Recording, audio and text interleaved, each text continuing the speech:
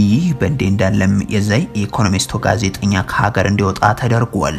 ተቋሙም የኢትዮጵያ መንግስት ጋዜጠኛውን ከሀገር አስወጥቶታል ብለዋል።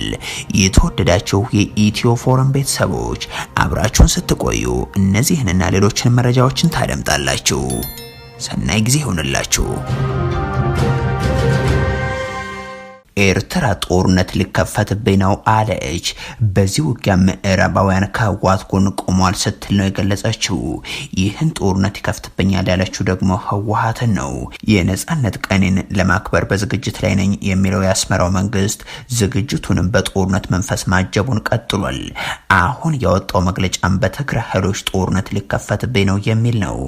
ባሳለፍነው ሳምንት የትግራይ ክልልን ከኤርትራ ጋር በሚያዋስኑም እንደ ራማ፣ ባድመ፣ ሽራሮና ኢሮ ባሉ አካባቢዎች የተኩስ ልውውጦች እንደነበሩ ሲገለጽ ቆይቷል። አቶ ጌታቸው ረዳም ኤርትራ ጦር ወደ ንጹሃን ጭምር ከባድ መሳሪያን ተኩሷል ሲሉ መግለጻቸው የሚታወስ ነው።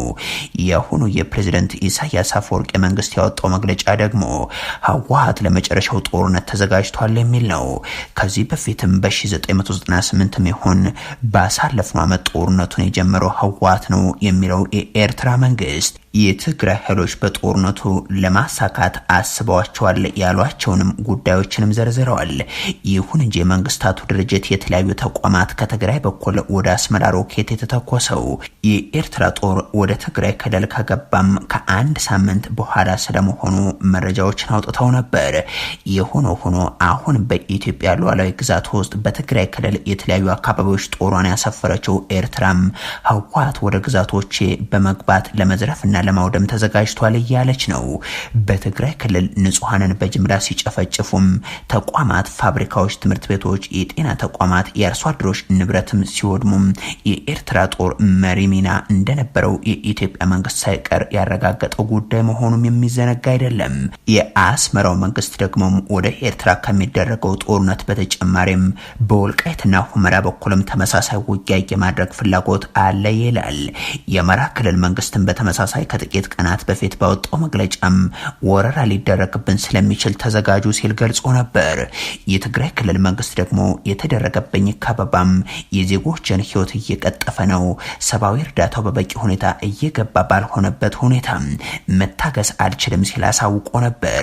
የኤርትራ መንግስት በበኩሉ የገባውን ጥቂት እርዳታም ምዕራባውያን በጦርነቱ ትግራይን ለመርዳት ያደረጉት እንቅስቃሴ ነው ይለዋል። ይሁን እንጂ የትግራይ ህዝብ በረሃብና በመድኃኒት እጦት አሁንም ለችግርና ለህልፈተ ህይወት እየተዳረገ ስለመሆኑ ዓለም አቀፍ ተቋማት እየገለጹ ነው።